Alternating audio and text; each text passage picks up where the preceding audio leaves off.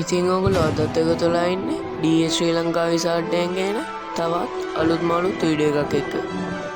හැරි Potter ලෝකයේ වැඩිම බියට, වැඩිම වෛරයට, ඒ වගේම වැඩිම වැරදි ලෙස තේරුම්ගත් හවුස් එක මොකක්ද කියලා ඇහුවොත් බොහෝ දෙනෙක් එකම උත්තරයක් දෙනවා. ඒ තමයි ස්ලිදරින්. හොග්වර්ට්ස් පාසලේ කොළ සහ රිදී පාටින් හඩගැන්වුණු සර්පයාව සංකේතය කරගත් මේ හවුස් එක ගැන ආපු ගමන් මිනිස්සුන්ට මතක් වෙන්නේ වෝල්ඩමෝට්, ඩ්‍රැකෝ මැල්ෆොයි, ඩෙත් ඊටර්ස් සහ අඳුරු මන්ත්‍ර විතරයි. නමුත් ප්‍රශ්නයක් තියෙනවා. ඇත්තටම ස්ලිදරින් කියන්නේ නපුරු මිනිසුන්ගෙන් හවුස් එකක්ද? නැත්තම් හැරි පොටර් කතාවේ වීරයන්ට වඩා සංකීර්ණ, ගැඹුරු සහ වැරදි ලෙස විනිශ්චය කරපු චරිතයන්ගේ නිවහනක්ද?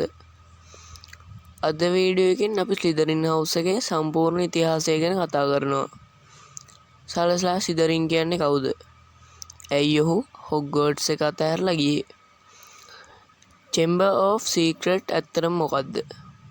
වෝල්ඩමෝට් සහ ස්ලිදරින් අතර සම්බන්ධය මොකක්ද? ඒ වගේම අවසානයේ අපි බලමු ඇත්තටම ස්ලිදරින් හවුස් එක නපුරුද කියලා. ඉතින් වීඩියෝ එක අන්තිම වෙනකම් බලන්න. හොග්වර්ට්ස් ආරම්භය. ස්ලිදරින් ගැන කතා කරන්න කලින් අපි අවුරුදු 1000කටත් වඩා පරණ කාලයකට යන්න ඕනේ. ඒ කාලේ මන්ත්‍රණකාරයන් සහ සාමාන්‍ය මිනිස්සු එකට ජීවත් වුණා. නමුත් මන්ත්‍ර බලය තිබුණ අයව බොහෝ දෙනෙක් බියෙන් සහ සැකයෙන් බැලුවා. එක තැන්වල දඩයම් කිරීම සිදු වුණා. මේ තත්ත්වය නිසා දක්ෂ තරුණ මන්ත්‍රකාරයන්ට ආරක්ෂිතව ඉගෙන ගන්න තැනක් අවශ්‍ය වුණා. ඒ නිසා බලවත් මන්ත්‍රකාරයන් 4 දෙනෙක් එකතු වුණා.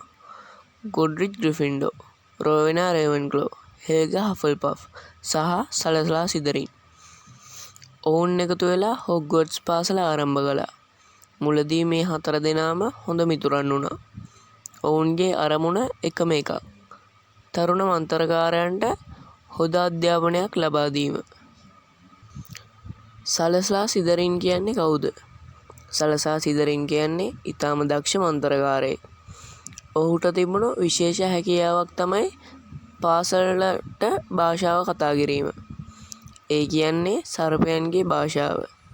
ඉතිහාසයේ මේ හැකියාව තිබුණු අය ඊටාම සුළු පිරිසක්. ස්ලිදරින්ගේ බුද්ධිය, බලය සහ සැලසුම් කිරීමේ හැකියාව ගැන වෙනත් ආරම්භකයෝ පවා ගෞරවයෙන් කතා කළා. නමුත් ඔහුට තිබුණු එක අදහසක් පසුව විශාල ගැටලුවක් බවට පත් වුණා. ඔහු විශ්වාස කළේ මන්ත්‍ර බලය තිබෙන පවුල් වලින් ආපු දරුවන්ට විතරක් හොග්වර්ට්ස් එකේ ඉගෙන ගන්න දෙන්න ඕනේ කියලා. මඩ්බෙල්ට් විවාදය. ස්ලිදරින්ගේ මතය අනුව සාමාන්‍ය මිනිස් පවුල් වලින් උපදින මන්ත්‍රකාරයන් විශ්වාස කරන්න බැහැ. අද අපිට ඒ අදහස වැරදි කියලා පේනවා. නමුත් ඒ කාලේ ඔහුට තිබුණු බිය වෙනස් එකක්. ඔහු හිතුවේ මන්ත්‍ර ලෝකයේ රහස් සාමාන්‍ය මිනිසුන්ට හෙළවෙයි කියලා. ග්‍රිෆින්ඩෝ මේකට තදින් විරුද්ධ වුණා. ඔහු විශ්වාස කළේ ධෛර්යය සහ දක්ෂතාවය තමයි වැදගත් කියලා.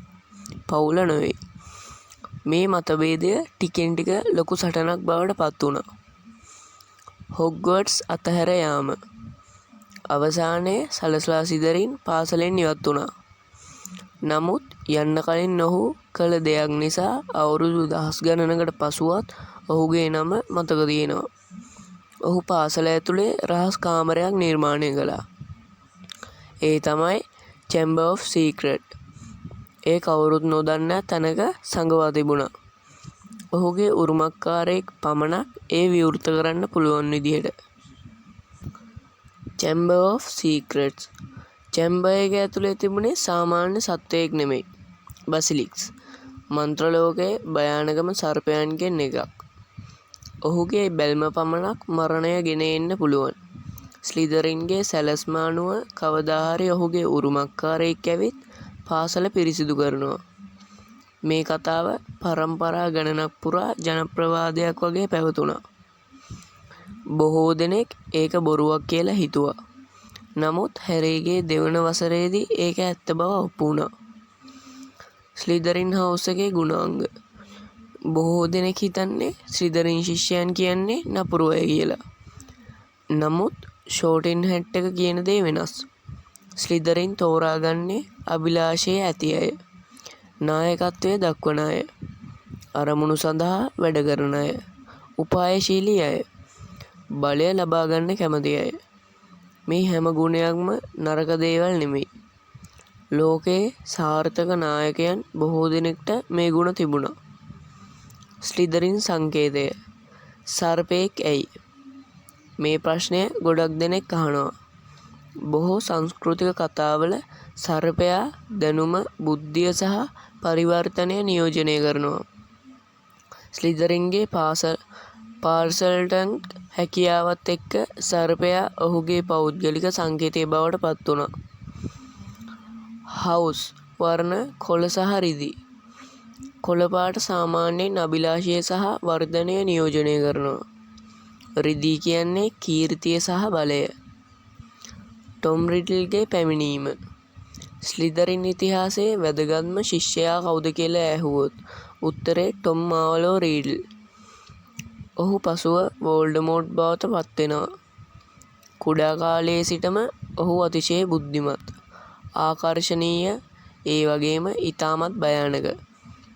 ඔහු තමන් සලසලා ස්ලිදරින්ගේ උරුමකාරයා කියලා හොයාගත්තා. ඉන්පසු චැම්බර් ඔෆ් සීක්‍රට්ස් එක විවෘත කළා. වෝල්ඩමෝට් නිසා ලැබුණු නරක නම. වෝල්ඩමෝට්ගේ ක්‍රියා නිසා මුළු ස්ලිදරින් හවුස් එකම සැකයට ලක් වුණා.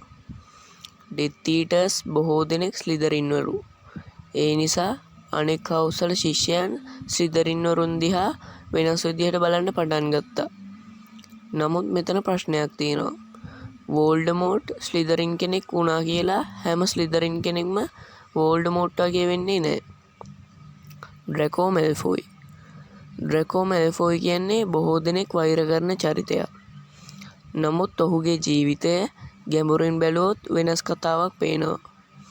ඔහු කුඩා කාලයේ සිටම පවුලේ අදහස් වලින් හඬ ගැන්වුණා. වෝල්ඩමෝට්ට සහාය දෙන පවුලක හැදුණු නිසා ඔහුට වෙනත් ලෝකයක් දකින්න ලැබුණේ නැහැ. නමුත් අවසානයේ ඔහුට මිනිස් ජීවිතයක් අහිමි කරන්න බැරි බව අපි දකිනවා. ඒක ඔහු සම්පූර්ණයෙන් නපුරු නොවන බව පෙන්වන ලොකු සාක්ෂියක්. සෙවරස් ස්නේප්. ස්ලිදරින් ගැන කතා කරනකොට අනිවාර්යයෙන්ම කතා කරන්න ඕන චරිතයක් තමයි සෙවරස් ස්නේප් කියන්නේ. මුළු කතාව පුරාම ඔහු නපුරු ගුරුවරයෙක් වගේ පේනවා. නමුත් අවසානයේ හෙළි වෙන්නේ ඔහු තමන්ගේ ජීවිතයම කැප කරලා වෝල්ඩමෝට්ට එරෙහිව රහසිගතව සටන් කරපු කෙනෙක් බව. ස්නේප්ගේ කතාවෙන් පේන්නේ මිනිස්සුන්ව හවුස් එක අනුව විනිශ්චය කරන්න බැහැ කියන දේ. ස්ලිදරින් ගැන ඇති වැරදි අදහස්. හැරි පොටර් කතාව බලන ගොඩක් දෙනෙක්ට හිතෙනවා ස්ලිදරින් කියන්නේ නරක අයගේ හවුස් එක කියලා. නමුත් ඇත්තටම එහෙමනම් ෂෝටින් හැට් එක ඒ දිගටම තියාගන්නේ ඇයි? හොග්වර්ට්ස් ආරම්භකයන්ගෙන් එක්කෙනෙක්ගේ උරුමය ඇයි ආරක්ෂා කරන්නේ? ඒකට හේතුව සරලයි. හවුස් එක නරක නැහැ. එහි සිටින සමහර අය තමයි වැරදි තේරීම් කරන්නේ. ඉතින් අද අපි දැක්කා ස්ලිදරින් කියන්නේ නිකන් නපුරු මන්ත්‍රකාරයන්ගේ එකතුවක් නොවන බව. එය අභිලාෂය, උපායශීලී බව, නායකත්වය සහ අධිෂ්ඨානය අගය කරන හවුස් එකක්. ඔව්. වෝල්ඩමෝට් වගේ අඳුරු චරිත එතනින් බිහි වුණා. නමුත් ඒ වගේම ස්නේප් වගේ වීරයෝත් එතනින් බිහි වුණා. අවසානයේ හැරි පොටර් ලෝකය අපට උගන්වන ලොකුම පාඩමක් තියෙනවා.